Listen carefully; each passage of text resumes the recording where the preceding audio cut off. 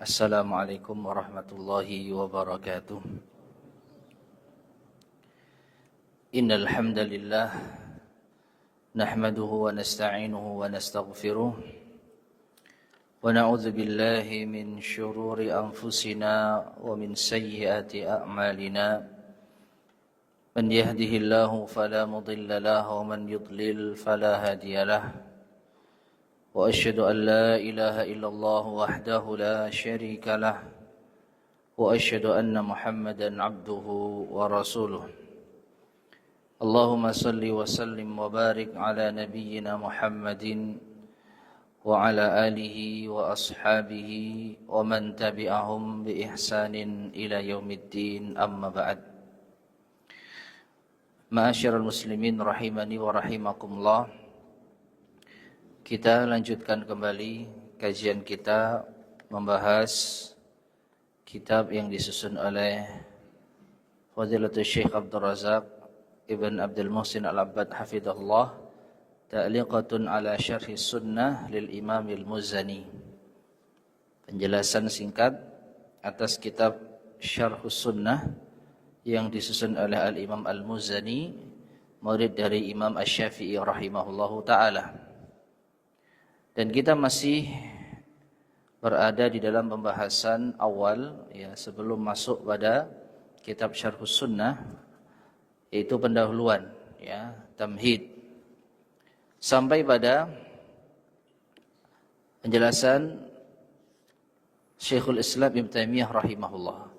Jadi kita kemarin membahas bahwasanya Imam Asy-Syafi'i di antara imam yang agung yang mengambil ilmu dari para pendahulu yang saleh, yaitu dari Rasulullah SAW, para sahabatnya, demikian pula tabi'in dan tabi'ut tabi'in setelahnya, dan para salafus saleh tersebut, atau khususnya para imam, meskipun mereka ini tidak saling berdekatan, tidak sezaman, namun mereka sepakat dalam masalah akidah.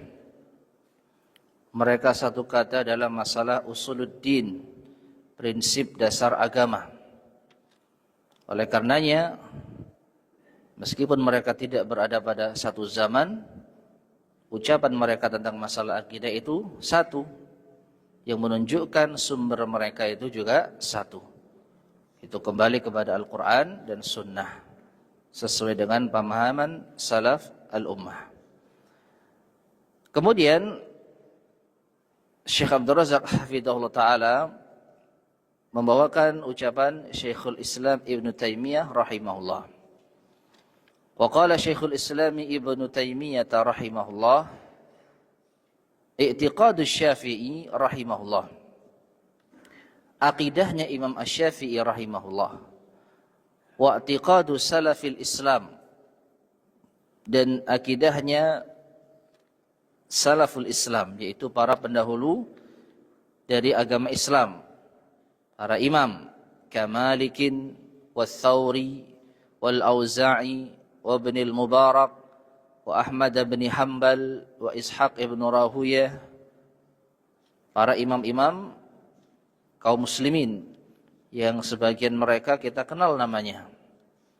Kata Syekhul Islam Ibnu Taimiyah, akidahnya para imam-imam ini wa huwa i'tiqadul masyayikh al-muqtada bihim, yaitu akidahnya para masyayikh yang dijadikan sebagai tauladan, kal Fudail ibn Iyad wa Abi Sulaiman ad-Darani wa Sahal bin Abdillah at-Tusturi wa ghairihim. Ya, beliau menyebutkan nama-nama para masyayikh pula, para imam yang lainnya. Fa innahu laisa baina haula'il a'immati, maka sesungguhnya tidak ada di antara mereka para imam yang disebutkan namanya tersebut, wa amsalihim, dan yang semisal dengan mereka, nama-nama lain yang tidak disebut mungkin, tidak ada niza'un fi usuliddin, di antara mereka tidak ada pertentangan perselisihan dalam masalah prinsip agama. Dalam masalah prinsip agama. Wa kadzalika Abu Hanifah rahimahullah. Demikian pula Imam Abu Hanifah rahimahullah. Fa innal i'tiqada tsabita anhu, maka sesungguhnya akidah yang telah tetap dari beliau, akidah yang dikenal ya dari beliau, fit tauhid wal qadari, tentang masalah tauhid dan takdir, wa nahwi dzalik, dan yang selainnya, muwafiqun li'tiqadi haula, itu sesuai dengan akidah para imam yang sebelumnya kita sebutkan. Wa i'tiqadu haula'i, dan akidah para imam yang kita sebutkan tadi, huwa ma kana alaihi sahabatu wat tabi'un, sesuai dengan akidahnya para sahabat dan para tabi'in, ya, lahum bi ihsanin, yang mengikuti mereka dengan baik. Wa huwa ma nataqa bihil kitab was sunnah, yaitu apa yang disebutkan oleh Alkitab dan As-Sunnah.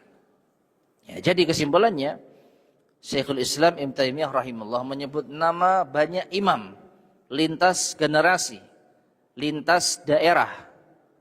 Ya, antara Imam Asy-Syafi'i dengan Imam Ahmad bin Hanbal dengan Imam Abu Hanifah itu berbeda zaman. Tetapi mereka memiliki satu kesamaan di dalam masalah akidah, di dalam masalah prinsip agama. Ya. Semakin menunjukkan bahwasanya para imam itu mereka memiliki akidah yang sama. Karena mereka mengambil dari satu sumber, yaitu Al-Quran dan As-Sunnah, sesuai dengan pemahaman salaf al-ummah. Kemudian Syekh Abdul Razak menjelaskan wahadat tawafuqu bainahum rahimahumullah, dan kecocokan di antara mereka para imam tersebut, semoga Allah merahmati mereka, li'anna masdarahum wa manba'ahum jami'an wahyullah, karena dasar mereka dan sumber ya mereka, sumber akidah mereka, sumber agama mereka seluruhnya adalah wahyu Allah, Al-Quran dan As-Sunnah. Alladzi la ikhtilafa fihi wa la tanaqudha, yang tidak ada perbedaan, perselisihan, dan juga tidak ada kontradiksi di dalamnya. Kama qala Allah Ta'ala, sebagaimana Allah berfirman di dalam surat Al-Isra atau An-Nisa ayat 82, walau kana min indi ghairillahi lawajadu fihi ikhtilafan katsira. Al-Quran itu seandainya bukan dari sisi Allah, seandainya dari selain Allah, maka tentu mereka akan menjumpai perselisihan yang banyak. Kalau Al-Quran itu bukan datang dari Allah, tentu akan dijumpai banyak sekali perselisihan, perbedaan antara ayat yang satu dengan yang lainnya saling bertentangan. Tapi karena Al-Quran itu berasal dari Allah, maka tidak ada pertentangan antara satu ayat dengan yang lain. Tidak ada perbedaan antara ayat yang satu dengan yang lain, yaitu tidak kontradiksi. Oleh karena itu sangat wajar apabila akidah para imam yang tadi kita sebutkan, meskipun mereka lintas zaman dan lintas daerah, mereka satu kata. Sama sekali tidak ada perbedaan. Kecuali hanya sedikit sekali, itu pun masalah cabang dari prinsip akidah, bukan yang menjadi prinsip dasar. Ya. Dan nanti Imam Al-Muzani rahimahullah akan memaparkan prinsip dasar masalah akidah ini, ya, yang diambil dari Imam Asy-Syafi'i rahimahullahu taala. Kemudian wa amma man kanat masadiruhum ghairal wahyi. Adapun siapa yang sumber pengambilan agama mereka itu selain dari wahyu, kal aqli masalan, seperti akal. Bedakan antara memahami dalil dengan akal dan menjadikan akal sebagai dalil. Beda. Kalau memahami dalil dengan akal, inilah yang dituntut. Ya. Fa'tabiru ya ulil albab. Ambillah pelajaran wahai orang-orang yang berakal. Afala taqilun, apakah kalian tidak menggunakan akal kalian? Jadi akal sebagai alat untuk memahami dalil. Yang menjadi dasar itu dalil, yang dengan dalil itulah akal memahami. Ini menjadikan dalil ya sebagai dasar yang dipahami dengan akal. Jadi akal tunduk di bawah dalil. Adapun menjadikan akal sebagai dalil, maka yang dijadikan dasar itu akal. Sedangkan dalil itu sesuai atau tidak sesuai dengan akal, itu urusan belakangan. Kalau sesuai dengan akal, maka dalilnya diterima. Ya, karena masuk akal.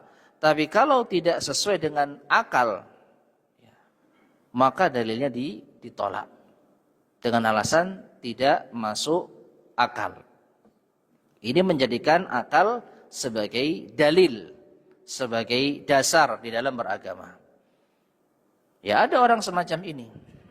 Jadi mereka selalu menjadikan akal sebagai acuan utama di dalam bersikap dan beragama. Ya, mereka tidak berdalil dengan apa? Dalil. Kalau menurut mereka tidak masuk akal, itu pun akal versi mereka. Karena akal manusia berbeda-beda. Menurut kita masuk akal, menurut mereka tidak masuk akal. Ya, tidak akan bisa ketemu kalau akal ini dipertentangkan. Pasti ada perbedaan. Ya, tetapi mereka bersikukuh, akal mereka lah yang dijadikan sebagai acuan. Akal mereka lah yang dijadikan sebagai dasar. Ya. Nah, jadi mereka menjadikan akal sebagai dalil. Nah, kalau sumber dasar agama mereka bukan wahyu tetapi akal, faulaika tajidu indahum ikhtilafan kabiran. Maka engkau akan jumpai pada mereka terdapat perselisihan yang banyak. Ya. Jangankan antara mereka dengan kita, di antara mereka sendiri terkadang ada perbedaan pandangan. Meskipun mereka sepakat menjadikan akal sebagai dalil, sebagai dasar beragama. Tapi akalnya fulan berbeda dengan akalnya fulan yang lain. Sehingga akan terjadi apa? Perbedaan. Ya. Li'annal uqula mutawafitatun, ya mutafawitatun. Karena akal itu berlainan, berbeda-beda. Mutabayinatun dan berlainan ya. Saling berlainan. Fayantuju min dzalik ikhtilafun aridun. Maka yang dihasilkan darinya adalah perselisihan yang luas. Wa tabayunun kabirun fil aqaid, dan perbedaan pandangan yang besar di dalam masalah akidah. Ya. Jadi ini ya masuk akal. Karena akal manusia berbeda-beda, kalau dijadikan sebagai dasar maka pasti akan menimbulkan banyak perselisihan. Ya. Tapi kalau kita kembalikan kepada dalil dan akal ini hanya digunakan untuk memahami, maka insya Allah tidak akan ada perbedaan. Tidak akan ada perbedaan dalam masalah prinsip. Kemudian beliau melanjutkan, wala'alli azkuru fi hadhil muqaddimah, dan aku akan menyebutkan pada muqaddimah ini, pendahuluan ini, unmuzajan, contoh-contoh lihadas sabat, tentang kekokohan masalah akidah ini, min talamidil Imam Syafi'i rahimahullah, dari murid-murid Imam Asy-Syafi'i rahimahullah. alladzina talaqqau anhu mubasyaratan, yang mereka ini murid-muridnya Imam Asy-Syafi'i rahimahullah, talaqqau anhu, mengambil ilmu dari beliau, mubasyaratan, secara langsung. Jadi murid Imam Asy-Syafi'i yang pernah bermajelis langsung dengan beliau. Wa kadza man jaa ba'dahum, demikian pula yang datang setelah mereka. Jadi muridnya murid Imam Asy-Syafi'i. Mimman thabatu ala sunnah, itu di antara mereka yang tetap kokoh di atas sunnah. Wasalaku tariqata Syafi'i wa ghairihi min a'immatil millah, yang mereka juga menempuh metodenya Imam Asy-Syafi'i dan selain beliau dari imam-imam agama ini, fi taqriri masailit tauhid wad diyanah, di dalam menetapkan masalah-masalah tauhid dan agama. Wa kana lahum juhdun wa bala, dan mereka juga memiliki kesungguhan dan bala, ujian, fi nasri hadhil aqidatil mubarakah, di dalam menyebarkan akidah yang diberkahi ini, aqidati ahli sunnati wal jamaah, akidahnya ahlus sunnah wal jamaah, fi kutubihim, di dalam kitab-kitab mereka, wa musannafatihim, dan karya tulis mereka. Waqad haristu ala sauqi ba'dil mawaqif, dan aku, kata Syekh Abdul Razak, berupaya untuk memaparkan sebagian sikap-sikap mereka, kondisi-kondisi mereka, ya, min hayati haula'il ulama, itu dari kehidupan mereka para ulama. Wa kadza ba'dul ibarat, demikian pula sebagian ungkapan, allati tubayyinu, yang menjelaskan nusratahum lil aqidati, pembelaan mereka terhadap akidah, wa dzabbihim anha, ya, dan juga ya, sama makna dzab, yaitu pembelaan terhadap akidah. Nah, jadi pada poin ini Syekh Abdul Razak akan membawakan contoh para murid Imam Asy-Syafi'i secara langsung ataupun setelahnya, murid-muridnya Imam Syafi'i. Jadi tidak ketemu Imam Syafi'i tapi ketemu dengan muridnya, yang mereka dikenal sebagai para ulama yang berpegang teguh dengan akidah Ahlus Sunnah wal Jamaah, yang mereka memiliki pembelaan terhadap masalah akidah. Disebutkan sebagiannya, ya. Langsung saja al-awwal, yang pertama di antara mereka, Al-Imam Abu Bakar Abdullah ibn Zubair Al-Qurashi Al-Humaidi Al-Makki, yang dikenal dengan Imam Al-Humaidi. Ya, Abu Bakar Abdullah bin Az-Zubair Al-Qurashi Al-Humaidi Al-Makki. Beliau asli, yaitu ahli Mekah, termasuk keturunan Quraisy, yang dikenal dengan Imam Al-Humaidi, yang wafat pada tahun 219 Hijriah. Yu'addu minat tabaqatil ula min ashabi Syafi'i. Beliau ini, Imam Al-Humaidi, termasuk generasi pertama dari sahabat-sahabatnya Imam Asy-Syafi'i, atau murid-muridnya Imam Asy-Syafi'i. Wa rahala ma'ahu ila diyaril misriyah. Beliau, Imam Al-Humaidi ini, menyertai Imam Asy-Syafi'i, ya, pernah menyertai Imam Asy-Syafi'i ke negeri Mesir. Wa tatalammadzu alaihi, dan nyantri bahasa kita, ya, berguru dengan Imam Asy-Syafi'i. Wa lazimahu hatta wafatihi, dan bermulazamah, ya, betul-betul menyertai Imam Asy-Syafi'i, belajar langsung dari Imam Asy-Syafi'i hingga wafatnya. Nah, kemudian apa yang menjadi hal yang istimewa dari Imam Al-Humaidi ini? Kata Syekh Abdul Razak hafizahullah, lahu risalatun azimah, beliau memiliki karya tulis yang agung, fi bayani mu'taqadi ahli sunnati wal jamaah, di dalam menjelaskan akidah Ahlus Sunnah wal Jamaah. wa hiya matbu'atun bi unwan Usulus Sunnah. Dan risalah Imam Al-Humaidi ini sudah tercetak, ya, diberi judul Usulus Sunnah. Ya. Jadi kitab Usulus Sunnah itu banyak penulisnya. Ada Usulus Sunnah Imam Ahmad, termasuk Usulus Sunnah Imam Al-Humaidi. Ya. Nah, Imam Al-Hakim rahimahullah mengatakan tentang Imam Al-Humaidi ini, Al-Humaidi mufti ahli Makkah wa muhaddithuhum.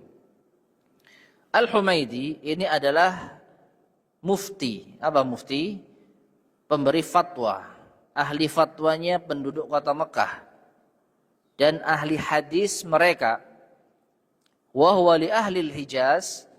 Dan Imam Al-Humaidi di sisi para penduduk Hijaz, yaitu Mekah dan Madinah, fi sunnah, terkait dengan berpegang teguhnya beliau terhadap sunnah, ka Ahmad bin Hanbal li ahli al-Iraq. Kedudukannya seperti Imam Ahmad bin Hanbal bagi penduduk Irak. Kalau penduduk Irak punya Imam Ahmad bin Hanbal, maka penduduk Mekah dan Madinah punya Imam Al-Humaidi. Ini menurut Imam Al-Hakim rahimahullah.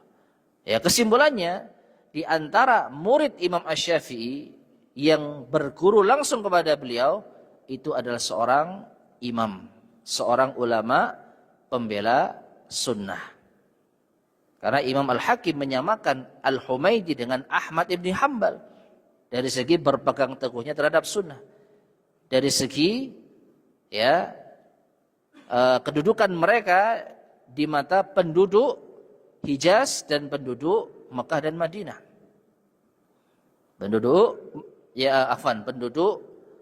Baghdad, penduduk Irak itu menganggap Imam Ahmad bin Hanbal sebagai imam mereka, imam Ahlussunnah wal Jamaah. Ya. Nah, penduduk Hijaz, Mekah dan Madinah juga menjadikan Imam Al-Humaidi itu sebagai imam mereka, imam Ahlussunnah wal Jamaah. Nah, jadi Imam Al-Humaidi, murid langsung Imam Syafi'i, itu dikenal sebagai ulama Ahlussunnah. Ya, hanya saja kita yang kurang tahu biografi mereka. Biografi beliau. Asani, yang kedua. Nah, ini juga kita mungkin nggak tahu. Abu Ya'qub Yusuf ibn Yahya Al-Qurashi Al-Buwaiti. Ya, kunyahnya Abu Ya'qub, nama aslinya Yusuf bin Yahya. Juga dari suku Quraisy Al-Buwaiti rahimahullah.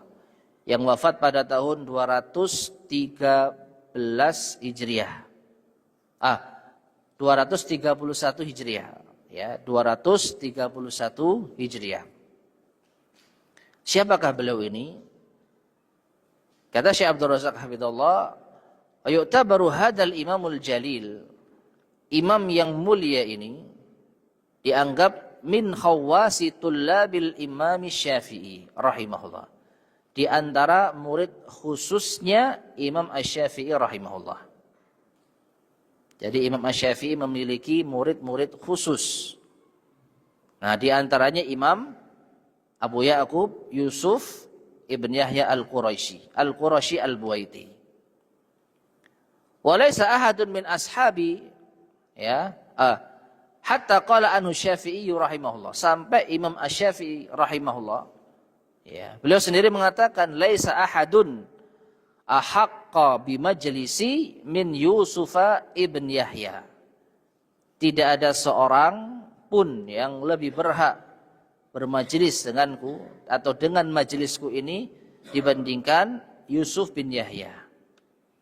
Walaysa ahadun min ashabi a'lama minhu. Dan tidak ada seorang pun dari murid-muridku yang lebih alim dibandingkan dengannya. Ya. Bayangkan ini rekomendasi langsung dari Imam Asy-Syafi'i. Tapi sayang kita nggak kenal. Imam Syafi'i kita kenal, meskipun hanya julukannya. Nama aslinya siapa? Muhammad ibn Idris. Alhamdulillah tahu kita nama aslinya. Dan sangat populer di kalangan kita. Tapi murid-muridnya Nah, ini kita banyak tidak tahu. Bahkan Imam Syafi'i memuji muridnya sedemikian rupa sendiri, kita nggak pernah tahu. Ya. Nah ini. Jadi Imam Syafi'i memberikan rekomendasi yang luar biasa kepada Abu Ya'qub Yusuf ibn Yahya ini. Ya. Waqad urifa rahimahullah bi safai aqidatihi wa mujanabatihi lil bid'ah wa ahliha. Dan beliau dikenal dengan kemurnian akidahnya dan menjauhi bid'ah dan pelakunya. Wa qadum tuhina rahimahullah. Nah, ini di antara kisah yang menakjubkan. Dan beliau, ya, Imam Abu Ya'qub Yusuf bin Yahya ini diuji oleh Allah bisa babi akidatihi fil Quran, dengan sebab akidah beliau terhadap Al-Quran. Dan mungkin ini yang menyebabkan nama beliau tidak terlalu dikenal. Karena beliau berpegang teguh dengan akidah ini di penjara. Haitsu wasyabiha ahadul qudhat. Diawali dengan salah seorang dari qadhi, hakim di zamannya, itu mempengaruhi beliau. Salah satu qadhi hakim min Misra. Ya. Indal wali, yang ada di dekat pemimpinnya, waliul amr maksudnya. Ya, inda al-wali. Liwafiqal qawla bi khalqil Qur'an. Untuk setuju dengan pendapat, keyakinan Al-Quran adalah makhluk. Jadi ada salah seorang qadhi, hakim Mesir, yang mencoba untuk merayu Imam Abu Ya'qub Yusuf bin Yahya ini agar memiliki akidah yang sama dengan mereka, meyakini Al-Quran itu makhluk. Dan salah seorang hakim ini sudah berhasil mendekati waliul amr, pemimpinnya. Ya. Namun apa sikap Abu Ya'qub Yusuf ibn Yahya ini? Fa'aba wamtana'a asyaddal imtina rahimahullah. Beliau enggan untuk mengikuti pendapat tersebut dengan sebenar-benarnya apa? Penolakan. Ya. Fahumila ila Baghdad, akhirnya beliau dibawa ke Baghdad. Ya, dari Mesir dibawa ke Irak. Ma'ajamatin akharin min ulama Syafi'iyah, bersama dengan jamaah yang lain dari kalangan ulama Syafi'iyah. Wa arkabuhu baglah. Lalu mereka, itu para pemimpin yang memiliki wewenang di sini, meletakkan, yaitu para ulama-ulama Syafi'iyah tadi, termasuk Imam Abu Ya'qub Yusuf, ya, di atas keledai atau baglah. Baglah itu apa? Hewan perkawinan silang antara keledai dengan kuda. Wa huwa maglulul yadi wal unuq, dalam keadaan tangan dan lehernya dibelenggu. Ya, diikat dengan apa? Muqayyadan fi arba'ina ritlan min hadid, diikat dengan rantai besi seberat arba'ina ritlan, 40 ritel. Saya lupa ritel itu berapa, bukan liter loh ya, bukan liter, ritel. Anda coba dicari di Google ya, 1 ritel itu berapa.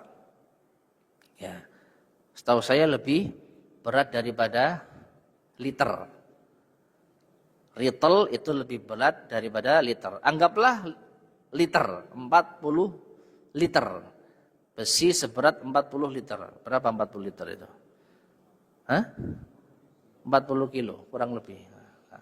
Ritel lebih berat lagi kalau nggak salah. Ritel. Ya, ro, to, lam. Nanti coba dicari. Anggaplah liter, 40 liter, 40 kilo. Besi 40 kilo membelenggu leher dan tangannya. Naik di atas bighal. Dibawa sama apa? Para penguasa dari Mesir ke Irak. Kullu hadza liyujibahum ila bid'atihim fil Qur'an.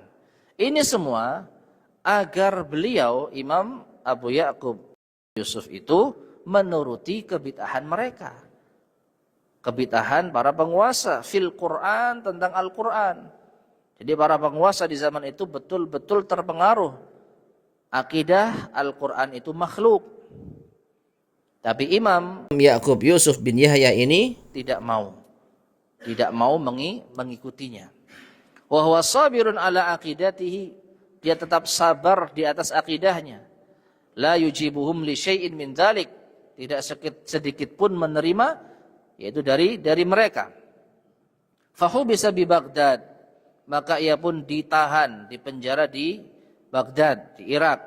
Wal hadidu ala badani, dan rantai besi itu masih melekat di badannya. Jadi dibawa naik kendaraan dirantai, sampai di dalam penjara juga dirantai. Hatta innahu qala rahimahullah, sampai beliau rahimahullah mengatakan, innahu la ya'ti alayya awqatun, ya, sesungguhnya benar-benar pernah saya merasa di suatu waktu, ma uhissu bil hadid, aku tidak merasakan ada besi, ya, di badanku, ya, annahu ala badani hatta tamassahu biyadi, atau yadi, ya, hatta tamassahu yadi, hingga aku menyentuhnya dengan tanganku. Jadi karena saking besi itu melekat di tubuhnya, beliau sampai tidak merasa ada besi di tubuhnya, kecuali ketika beliau sentuh ada besi. Nah, seperti itu. Jadi menunjukkan besi itu betul-betul melekat di dalam diri beliau, tidak lepas sedikit pun. Ya. Wa kana yaqulu rahimahullah. Nah, kemudian beliau mengatakan rahimahullah, innama khalaqallahu subhanahu wa ta'ala al-khalqa bikun. Sesungguhnya Allah subhanahu wa ta'ala menciptakan makhluk dengan kun. Ya, ucapan kun, jadilah. Fa idza kanat kun makhluqatan, maka kalau kata kun itu makhluk, faka'anna makhluqan khalaqa makhluqan, maka seakan-akan makhluk menciptakan makhluk. Ya, ini mungkin agak sedikit membingungkan ya. Apa sih maksudnya ini? Maksudnya ketika Allah mengatakan kun, maka kun itu adalah sifat Allah, bukan makhluk. Ini kaitannya dengan akidah mereka, Al-Qur'an itu makhluk. Ya, akidah mereka Al-Qur'an itu makhluk, bukan kalamullah, bukan firman Allah, bukan sifat Allah. Itu yang mereka pertahankan, para penguasa di zamannya. Nanti akan kita singgung, lalu apa sih masalahnya kalau memahami Al-Quran itu makhluk nanti. Nah, para ulama Ahlussunnah wal Jamaah tidak sepakat dengan hal tersebut. Mereka tetap meyakini Al-Quran itu adalah kalamullah, sifat Allah, bukan makhluk. Nah, di antara sisi bantahannya, kalau ucapan Allah, firman Allah kun itu makhluk, maka ini sama dengan makhluk menciptakan makhluk. Kun itu anggaplah makhluk, anggap. Maka berarti kun inilah yang menciptakan makhluk. Padahal yang menciptakan makhluk siapa? Allah. Dengan sifatnya, dengan ucapannya kun. Nah, jadi kesimpulannya, firman Allah, ucapan Allah itu bukanlah makhluk. Allah mengucapkan kun itu bukan makhluk. Nah, sekarang apa masalahnya kalau meyakini Quran itu makhluk? Masalahnya besar. Masalahnya besar, dan ini bisa meruntuhkan agama Islam. Mengapa? Karena yang namanya makhluk itu pasti ada salahnya. Yang namanya makhluk itu tidak sempurna. Perhatikan, yang namanya makhluk itu bisa dikoreksi. makhluk bisa salah. Nah, kalau makhluk itu bisa salah, lalu kita terapkan pada Al-Quran, berarti Al-Quran itu ada kemungkinan apa? Salahnya. Makhluk kok bisa salah. Kalau ada kemungkinan salahnya, runtuhlah ajaran Islam. Berarti, wah, gak yakin ini Al-Quran ini semuanya benar. Kenapa? Makhluk kok. Ya. Akhirnya ini meruntuhkan agama Islam. Maka dari itu Al-Quran, kalamullah, firman Allah, bukan makhluk. Dan Al-Quran itu tidak ada satupun kesalahan di dalamnya. Karena termasuk di antara sifat Allah. Allah maha sempurna, sifatnya pun sempurna, sehingga Al-Quran sempurna. Nah, inilah yang dipertahankan oleh para ulama kita. Jadi mereka sampai berdarah-darah mempertahankan akidah Al-Quran kalamullah, bukan makhluk. Ya. Nah, dalam keadaan terpenjara, dalam keadaan terbelenggu besi, beliau mengatakan, fawallahi, maka demi Allah, la amutanna fi hadidi hadza. Sungguh aku akan mati dengan belenggu besi ini. Ya, hatta ya'tiya min ba'di, hingga akan datang setelahku qaumun, suatu kaum ya'lamuna, yang mereka mengetahui annahu qad mata fi hadza sya'ni qaumun fi hadidihim. Ada orang yang mati untuk membela masalah ini, yaitu seseorang dengan besi mereka, yaitu yang dimaksud beliau rahimahullah. Meskipun kisah ini tidak tersebar di kalangan kita, namun insya Allah kisah ini tersebar di kalangan para imam ahlus sunnah. Jadi Imam Abu Ya'qub Yusuf Al-Buwaiti rahimahullah dikenal dengan imam yang meninggal di penjara dalam keadaan terbelenggu demi membela akidah ahlus sunnah wal jamaah. Wa mata rahimahullah fi sijni mumtani'an anil qawli bi khalqil Qur'an. Dan beliau rahimahullah wafat, meninggal dunia di penjara dalam keadaan tetap menolak pendapat Al-Quran adalah makhluk. Masyaallah muslimin rahimani wa rahimakumullah. Dan memang di zaman itu, termasuk juga di zamannya Imam Ahmad bin Hanbal, ujian para ulama begitu dahsyat. Para ulama dipaksa untuk berpendapat Al-Quran itu makhluk. Kalau tidak mau dipenjara, bahkan hingga tewas seperti Imam Abu Ya'qub Yusuf rahimahullah. Demikian pula yang kita kenal Imam Ahmad bin Hanbal. Itu yang paling terkenal mempertahankan akidah Al-Quran kalamullah bukan makhluk. Dan beliau dikenal dengan pembelaannya terhadap sunnah. Adapun selain beliau dan selain Imam Abu Ya'qub Yusuf Al-Buwaiti rahimahullah, ada kalanya mereka tidak tahan dengan siksaan penguasa. Ada yang akhirnya terpaksa mengiyakan meskipun hatinya mengingkari. Ada yang melakukan tauriyah. Apa tauriyah? Bahasa kita itu ngeles. Tapi enggak dusta. Ya, ngeles tapi enggak dusta. Mempermainkan, bukan permainkan ya. Apa istilahnya itu? Memainkan pikiran orang yang diajak bicara dengan dua makna atau dengan makna yang terserah kamu memahaminya apa. Tapi bisa dibawa kepada makna yang benar.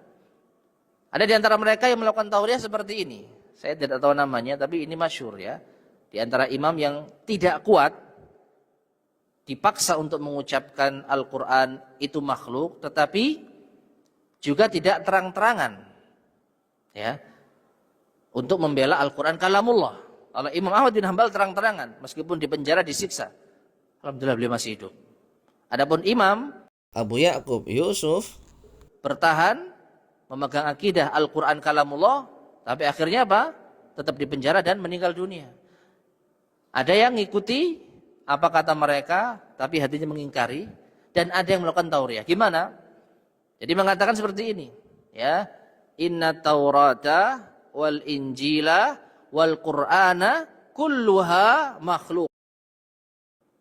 Nah ini, sesungguhnya Injil, Taurat, Quran semuanya makhluk. Yang dipahami oleh yang mendengar, oh berarti kamu mempercayai Quran itu makhluk. Tapi yang dimaksud oleh imam itu tangan.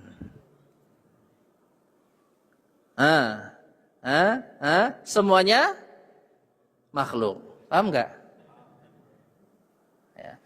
Innal Qur'ana, ya, innal Injila, sungguhnya Injil. Ya Injil cuma omongan, tapi yang dimaksud tangan yang ini.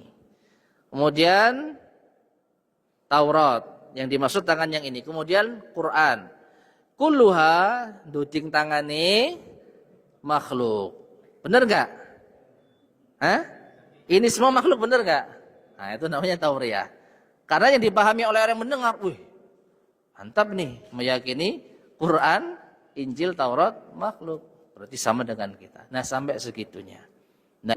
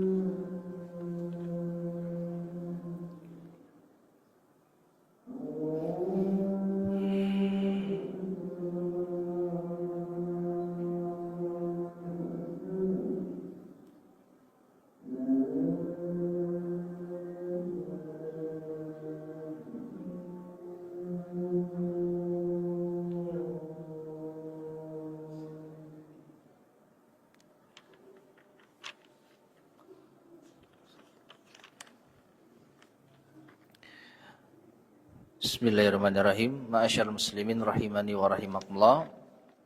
Sedikit kita lanjutkan. Jadi setelah Imam Abu Ya'qub Yusuf bin Yahya Al-Qurashi, murid yang ketiga adalah Imam Al-Muzani rahimahullah.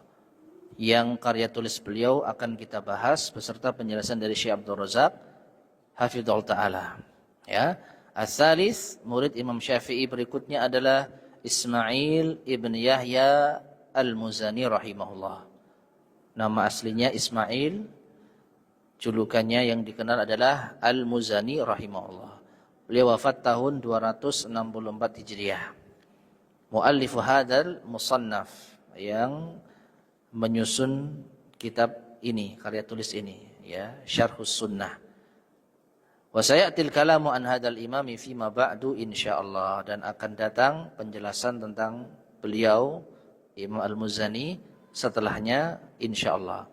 Jadi Syekh Abdul Razak akan membahas khusus biografi Imam Al-Muzani di tempat tersendiri. Jadi sekarang beliau menyebutkan daftar-daftar murid Imam Asy-Syafi'i. Ya, di antara Imam Al-Muzani. Ar-Rabi, yang keempat, Al-Imam Ahmad ibnu Umar ibnu Syuraij rahimahullah. Imam Ahmad bin Umar bin Suraij yang wafat tahun 306 Hijriah. Al-Mulaqabu bil Bazil Ashhab yang dijuluki Al-Baz Al-Ashhab ya. Yang saya pahami kurang lebih elang berbulu emas ya. Ya, beliau dijuluki elang berbulu emas yang menunjukkan simbol kekuatan dan keberanian. Wa kana ba'dhum yufaddiluhu ala ba'di ashabi Syafi'i rahimahullah. Sebagian ulama mengutamakan ya, lebih mengutamakan beliau ini Imam Ahmad bin Umar bin Suraij dibandingkan murid-murid Imam Syafi'i yang lain. Walahu risalatun qayyimatun fis sunnah, beliau memiliki karya tulis yang sangat kuat pembelaannya terhadap sunnah. Saqahal Imam Ibnul Qayyim rahimahullah fi kitabihi Ijtima'il Juyuz, yang dibawakan oleh Imam Ibnul Qayyim rahimahullah di dalam kitabnya Ijtima'ul Juyuz ya. Ini nama yang mungkin asing bagi kita. Imam Ahmad bin Umar, salah satu muridnya Imam Asy-Syafi'i pula ya. Nah, ini ma'asyar muslimin rahimani wa rahimakumullah, setidaknya 4 imam yang pernah menimba ilmu langsung dengan Imam Asy-Syafi'i rahimahullah dan dikenal pembelaannya terhadap sunnah. Dan ini insya Allah sudah sangat cukup. Seorang imam ahlus sunnah memiliki murid yang juga imam ahlus sunnah, meskipun sebagian lebih dikenal dibanding dengan yang lain. Tapi ini insya Allah sudah cukup menegaskan Imam Asy-Syafi'i termasuk di antara imam ahlus sunnah wal jamaah. Belum lagi setelah itu, pada nomor yang kelima, keenam dan seterusnya, Syekh Abdul Razak akan membawakan murid-murid dari murid-muridnya Imam Asy-Syafi'i. Ya, ada kalanya tidak langsung belajar dari Imam Syafi'i, tapi belajar dari muridnya yang tadi kita sebutkan. Ya, salah satu dari murid-murid beliau yang kita sebutkan. Dan insya Allah akan kita lanjutkan penyebutan nama-nama mereka beserta sikap mereka di dalam pembelaan terhadap Ahlus Sunnah wal Jamaah pada kesempatan yang akan datang biidznillah. Wallahu taala alam bissawab. Baik, ma'asyar muslimin rahimani wa rahimakumullah. Ini yang bisa kita sampaikan pada kesempatan di malam hari ini. Kurang lebihnya saya mohon maaf. Sebelum kita akhiri, barangkali ada yang disampaikan. Fadhal, silahkan.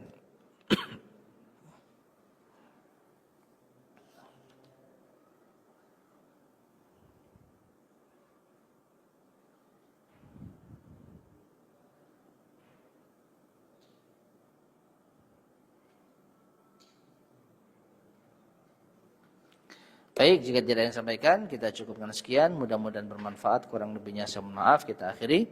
Subhanakallahumma bihamdika asyhadu an la ilaha illa anta astaghfiruka wa atubu ilaik. Alhamdulillahirabbil alamin. Wassalamualaikum warahmatullahi wabarakatuh.